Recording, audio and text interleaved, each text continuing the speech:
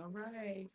Hello, everyone. So sorry we had some technical difficulties. You know how YouTube and technology, and this is my first time doing this. So just bear with us for a little bit. How's everybody doing? Enter in the chat, comment, ask your questions. Okay, I can see it now.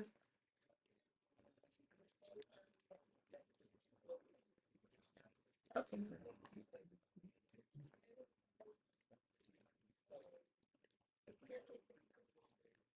Oh, turn the sound off.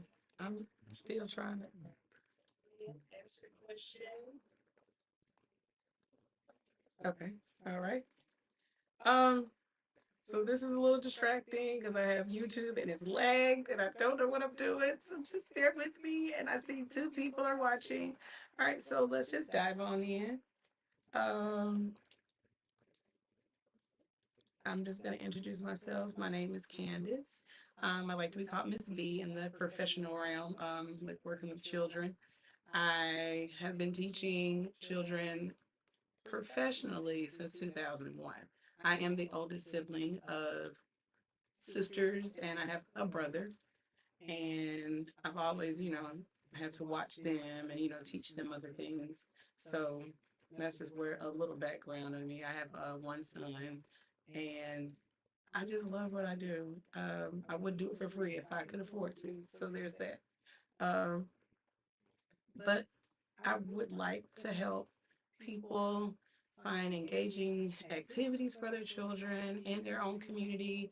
I would like to help small child care centers develop different types of activities for their children in their facilities that don't cost a lot of money because it costs a lot of money to run a big daycare or a big child care facility. And everybody doesn't have all of that. And tuition is incredibly high everywhere. Um, but I want people to be able to have access to it all because education should be for everyone, regardless if you can pay for it or not. So, with that being said, mm-hmm, let's talk about. Say it again. Yeah, on the chatter. Oh, we have a chat. What's the chat? Is there a question? No, just saying hi to us. Okay. Hey, how you doing? In the chat.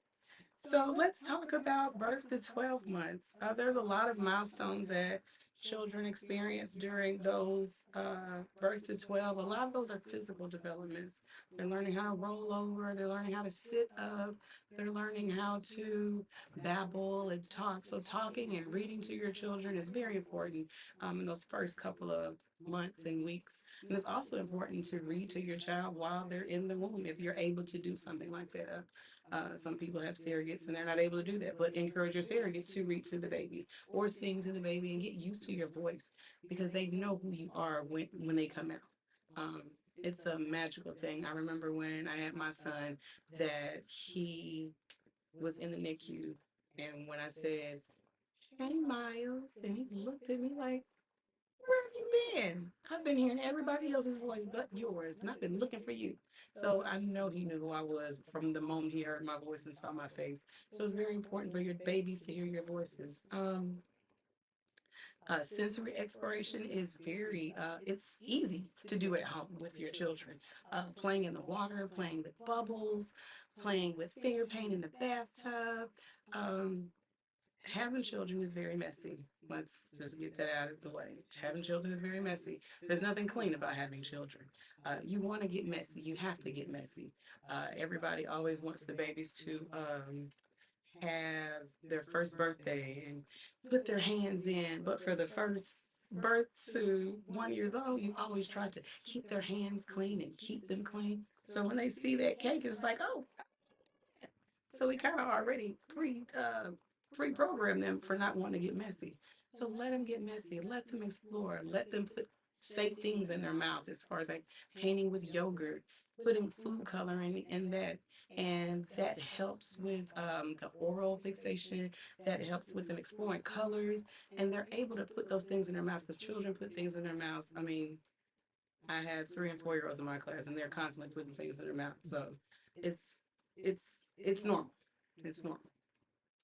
Um, Let's talk about some more things you can do with them. Textured bags. I helped another parent do like sensory bins for her 2 year old and her 2 year old nephew, and they absolutely loved it. And you can put things in rice, beans, pasta in boxes, in Tupperware, and let children just go for what they know and let them explore it. And rice and pasta, they can eat it.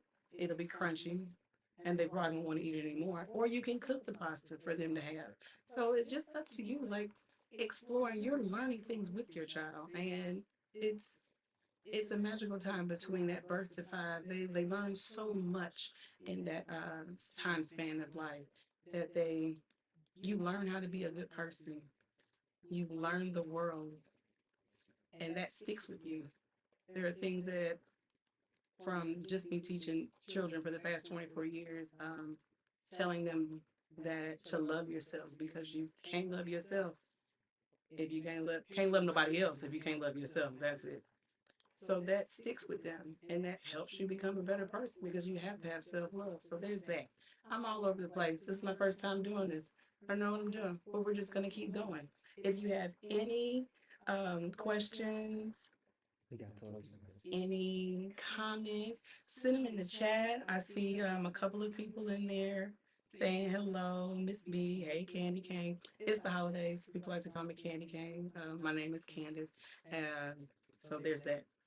Um, I'm very nervous. This is my very first time doing anything like that. I just want you guys to interact with me in the chat because this is an open forum. If you have questions about behaviors, if you have questions about potty training, if you have questions about anything that I can help with, you can reach out into the chat. You can email me privately at my producer, M Reels. That's wait, is it MREE? I can't even talk. M Reels, MREELZ05 @gmail. And he'll get those questions to me. And I'm fighting a cold. Working with children, you always gonna fight something. So if you have any questions in our chat, I don't want to stay on and waste anyone's time. We have any questions in the chat box? All right, thank you. Our producer, we're in the beehive and we're working things out. So let's talk about 2 to 3 year olds. Um, at that age, they are speaking a lot more. And if your child isn't speaking a lot more at that time, it's a good time to talk to your pediatrician to see how we can move them along. But sometimes kids just need more enriching activities to move themselves along.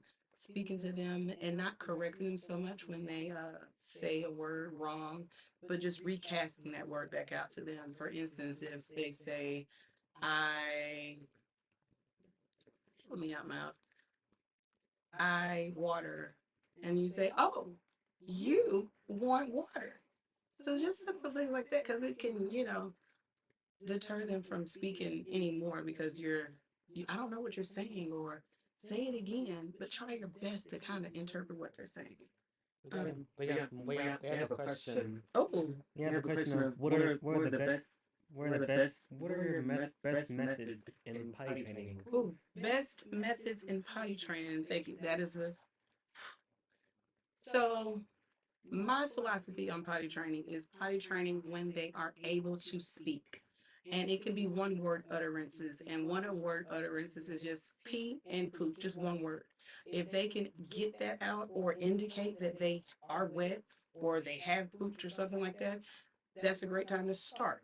So, with starting, I don't like to do pull ups. Pull ups just makes them comfortable and it's just a convenient thing for parents and um, not wanting to mess. But potty training is messy. We're going to be messy. You're going to get pee on the floor. You're going to get poop in the corner.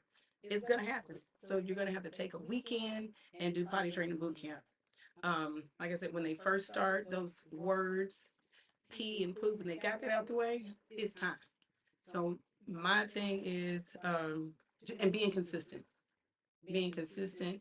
And when they get to be 2 and 3 years old, they are they're ready and they have like a schedule because you can kind of gauge if we're drinking At 8 o'clock, 15 minutes later, 30 minutes later, it's time to go sit on the potty.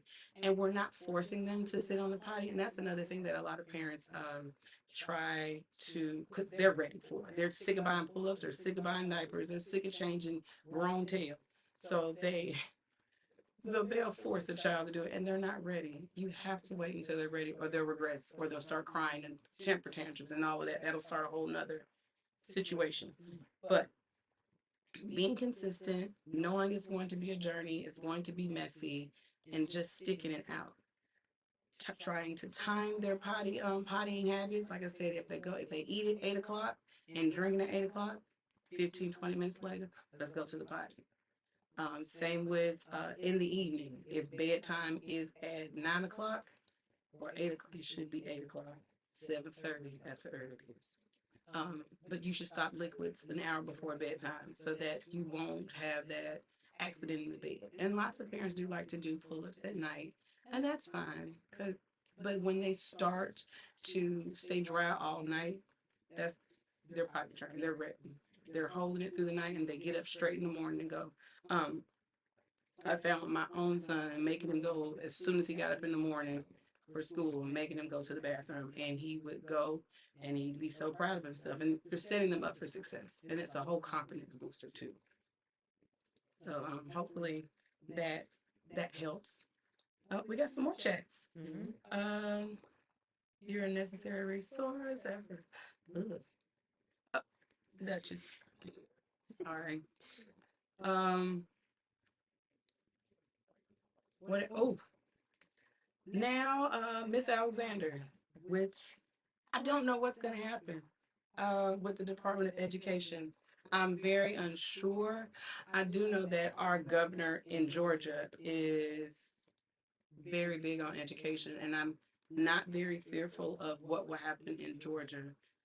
Um, but other states I can't gauge on. I know our governor is very big on pre-K, and the lottery funds it, and the lottery funds a lot of things for education here in Georgia. I know that other places such as Texas, South Carolina, and Tennessee make you take a test to go to pre-K, and you have to fail the test to be able to go to pre-K, which is ridiculous. It shouldn't matter if you are academically inclined at that age, whether you should go to pre-K or not. I think everybody needs to be able to go to pre-K. So we just have to wait and see what's going to happen. And unfortunately, things didn't work out the way we wanted to go. Some people, but we just have to wait and see what happens and just hope for the best. Education is very important, and I'm worried about our children's future. Children with 504 plans, children with IEPs may not get serviced. People who work in special education fields may not have, they'll always have a job, but they may not be working in special education, and it will turn into the have and have nots. That's unfortunate. So there's that. I hope that maybe answers your question. But this could be a very good resource for parents who have children with disabilities, because being able to talk to somebody to get information on how to work with a child with autism, or their child that doesn't speak very well, or their child that doesn't have words, period. So being able to be out here and able to chat with parents and letting them know what they can do. So hopefully, like I said, hopefully they help. I'm not sure. Let's see. We have another one. What are some tips for getting a 3-year-old to sleep in their own bed? Okay. Okay, so first you have to find out why he doesn't want to sleep in his own bed. If there's monsters or if he's afraid, making it comfortable, helping him rearrange his room, um, making him make the space his own. I've made monster spray for a child before, and honey, it was simple as a clear spray bottle from the Dollar Tree with clear water in it and some glitter. And I think I put lavender in it, and you sprayed under the bed, sprayed in the closet, and sprayed on their pillow. And that child was able to sleep in their room and was not afraid to. But you have to find out why he doesn't want to sleep in his room. If it's that he is comfortable with sleeping with you, maybe you could start off sleeping in the room with your child and then kind of taper off and not doing it every night, or starting out in there with him for an hour until he falls asleep, and then the next night tapering off, and then kind of backing it off. Um, but then you'll worry about him getting up in the middle of the night, and that happens. But helping him make his bedroom his own is the best thing. Kids want a sense of ownership. That's my advice with children who are very picky eaters. Having children help with cooking. Children can cut vegetables at 2 years old. Children can help set the table at 2 years old. Children can help do things. They can do a lot. We just have to give them the opportunity to do so. So, helping him make his room comfortable for him, giving him ownership, and letting him know this is your room. Put his name everywhere. Put his favorite toys in there. Make him help him think that make him that space his own space, so that he takes ownership of it. Because you don't want something someone else has already just put together, zhuzhed up, as I like to say. Um, um, so try to do that. That's my advice for Miss Canyon with her 3-year-old problems. Anybody else have anything? We are 22 minutes into our chat. Let's talk more about we can talk more about the sleeping arrangements. Uh, Miles, my baby, he slept in his crib for a long time by himself. He did. We just started out that way because I didn't want him sleeping with me the whole time. Um, but if I hadn't started off with him sleeping in the room, that would have been my thing to help him make his space his own. Giving him, letting him pick out things for his room, letting him um, figure out, his Spider-Man. If he wants Spider-Man over there on that wall, making monster spray if that's something that he's afraid of. If it's an afraid thing, maybe monster spray would help with that, Miss Candy. So I don't know. And we can also go back to potty training from Miss Shelton. Uh, Potty training, like I said, it's messy. Got to be consistent. I failed at potty training with my own child because I was not consistent at all. I was very lazy, and you can't be lazy with potty training. You have to stick to your guns, and I wouldn't like reprimand the child for having an accident. Because accidents happen. I'm a grown up. I have accidents too, and that's what I always tell my kids in my class. Like, grown ups have accidents too, and it's not a big deal. Um, but you have to be consistent. They start peeing in the potty very good, and then after that, they'll kind of backslide and go back. And then that once they backslide at least 1 or 2 times, they're already done. And poop is the last thing to let go. And children will hold it and they will get constipated, but it's always on their terms. You have to make them feel comfortable with it. Oh, we got another check. More. Oh, I see. More ideas on oral fixation play. Ew. So with younger kids, that's my favorite. Uh, and cooking is involved in that a lot as well. Ice, making colored ice with popsicle sticks in it, and giving them paper to draw on it. And it's always fun to do that on a hot summer day. Um, Cooking pasta, and then just letting them play in the pasta, and that sorting the pasta noodles when they're already cooked, and that helps them develop that fine motor grasp of transferring all of the yellow pasta noodles to one side of the pot, taking the blue pasta noodle and putting them to the other side of the pot. They will do that for hours. Um, let's see what else. Rice is another one. Cooked rice. If you want to do pasta, I would always try to do pasta and rice and try to cook it because they will eat it. Um, but doing stuff like that, pudding, you would do like a vanilla pudding, and then put your food coloring in there. Or you can use natural food coloring, beet juice, and people use blueberries and stuff. I've never used any of that stuff. I always just used the food coloring dye. But using those things could help with or fixation and play. I like that. I like that. What's your advice regarding electronic use for 3-year-olds? So, electronic devices with children. This is the way of the world, and we have to understand that. I remember when video games were a big thing when I was growing up. Our dad bought us a video game, and he's like, "This is what surgeons will use in the future. Y'all want to be doctors?" None of us are doctors, by the way. Um, and the only one who played video games was me. And I don't play video games now. But with that being said, we just have to go with the way of the future. The CDC is saying that screen time is bad for children under the age of 3 or 4, I think it is now. Um, it can be good at sometimes watching educational YouTube videos, but you have to be very careful with your children watching those videos because some things I've seen come up from me just scrolling on YouTube. I'm just like, how are children having access to this? There's a dragon that is telling children to harm their parents. There are like action figures doing grown up things.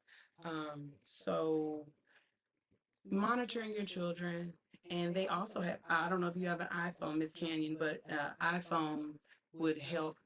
You can do the screen block where they only get so much time because some kids get very addicted to screens. And it's not the big screen anymore. It's the small screen is what we're calling it. They get very addicted to it. And I've seen children have temper tantrums because they cannot have the iPhone right there, or the iPad. But it can be a good thing. I think that some parents are using it in the wrong way as a pacifier. When we're out at restaurants, I see so many children with iPads and grown-ups were on our phones too during that dinner time. If we could get away from that and kind of engage in conversation, that would be a big thing. It would help with language development with children, for one, social engagement for children and families. So putting down those screens during key moments as far as dinner time, we're in the car, not giving them the screen when they're in the car, having them look at what's going on around.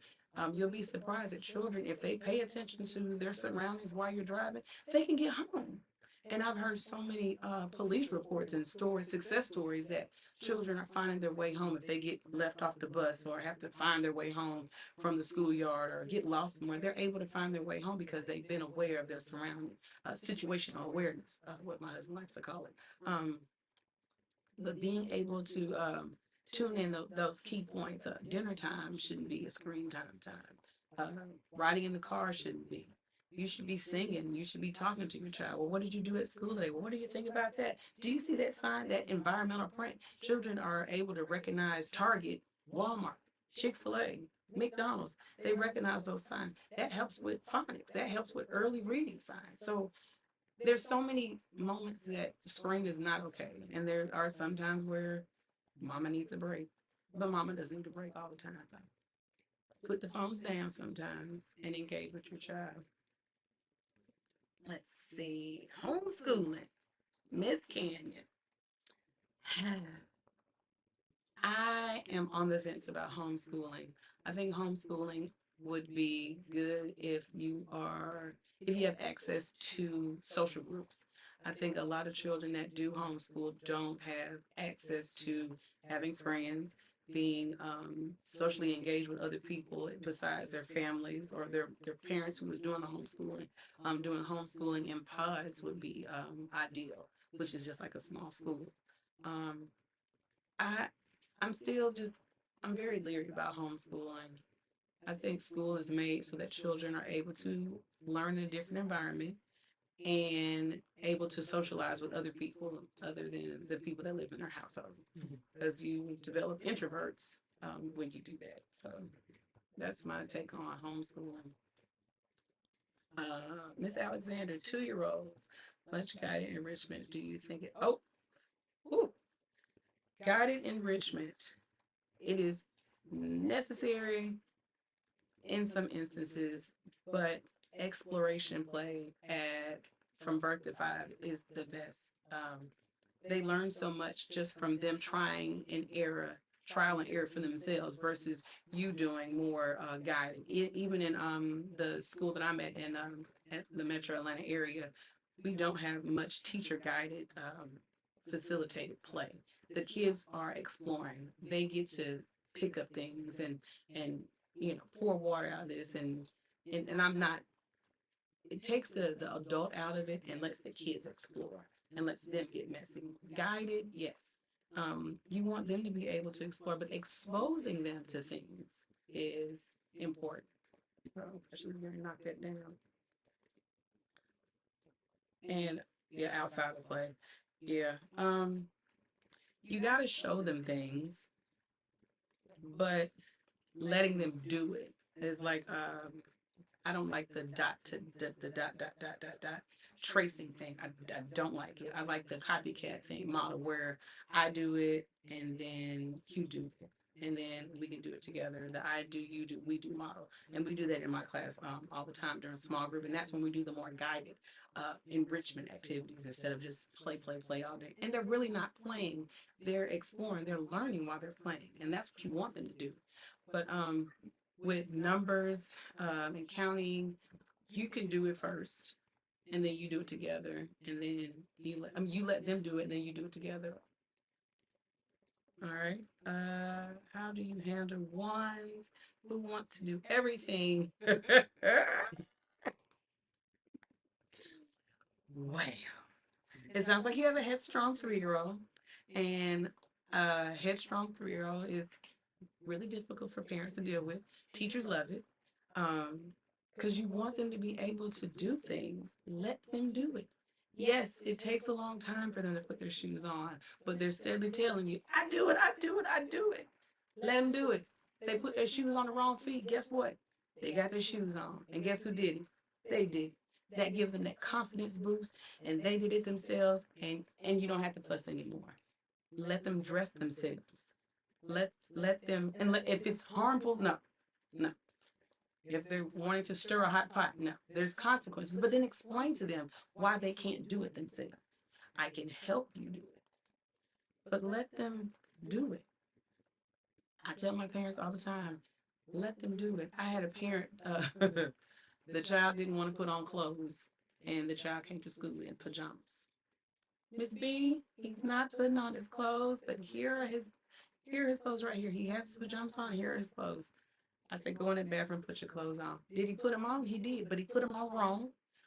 Had his pants on backwards the whole day. Said nothing, but he did it because he wanted to do it and he didn't want mama to dress him anymore. He wanted to do it on his own. Let him do it. If they put their clothes on backwards, they're gonna be uncomfortable all day. But let them do it. Let them dress themselves. If they got on polka dots and stripes, they dress themselves. I love to see children tackily dressed because I know they did it themselves. Mama didn't spend all morning getting them prettied up.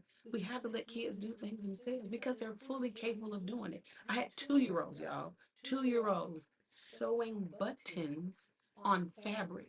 2-year-olds, they can do it. Had 2-year-olds serving themselves and passing it around the table. They are fully capable of doing these things. We just have to let go. And that's the adult thing. Adults have to let go and let messes happen. Yes, food will be everywhere, but that's a learning tool that they will learn next time. Oh, I can't make a big scoop because if I make a big scoop, I remember that mess that I made last time. Let them do it. Let them do it. Any more questions? We've been going strong 34 minutes. I've been talking.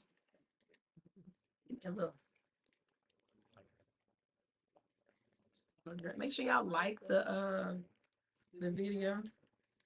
We can go back to some more oral fixation play, Miss Alexander. I I like the pasta thing with doing colored pasta, and that's something very simple, easy. You boil your pasta, get you separate bags for the different colors, put the colors in the bag, let them shake it up, let them go to town. Yes, they will squish it. Who cares? Let them shake it up. Then you combine them, put them all back in one pot, and then you get 4 or 5 bowls, or how many colors you got. We got 3 colors, 3 separate bowls. Encourage them to use those pinchers, picking up the pasta, transferring it to the other bowl, picking up the blue pasta, transferring it to the other bowl. They will do that for hours, and they'll eat it too. So it's a win-win situation. They'll make, and maybe something that they never tried before. Um, it'll get them to eat something different. Excuse me.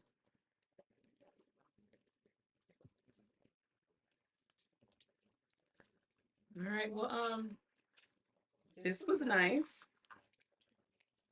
Um, I'm open to feedback. Even um, this was fun. I want to continue to do this. Maybe once a month. I'm open and available to doing one-on-one coaching with parents or teachers. Um, you can shoot my producer an email, and we will set up a time so that we'll be able to meet with you and get you something geared and catered to your child's needs and for your needs too, because this is all about the parents and their sanity. I will also start posting more books and more content on this channel. I started this channel during the pandemic for my own sanity. And I wanted to connect with the children who I had in my class where we were ripped away from each other very suddenly. And it was a way for me to get in contact with them and for them to engage with me through this channel.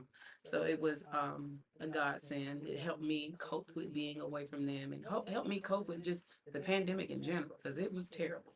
Let me tell you. Um, I stopped doing it because I got down the depression rabbit hole really very quickly. Um, so like, share, subscribe. Thanks. Thank you so much, sir. Thank you, Mr. Boynton. But I want to continue to do this. I want to post content. I will also post simple videos of engaging activities that you can do with your child. So just let me know what you want. I want to be here for you. If this next administration does do away with Department of Education and it is sent to the states, as they have said, I want to be able to be a resource to parents. And these children are the children who are going to take care of us and take care of this world in the future. So I want to make sure that that is secure. I want to do my part. But if that's everything, it was great chatting with you all. Um, see y'all again later. I'll let everybody know. Bye. Like, subscribe, share, rewatch it. See y'all later. Thank y'all.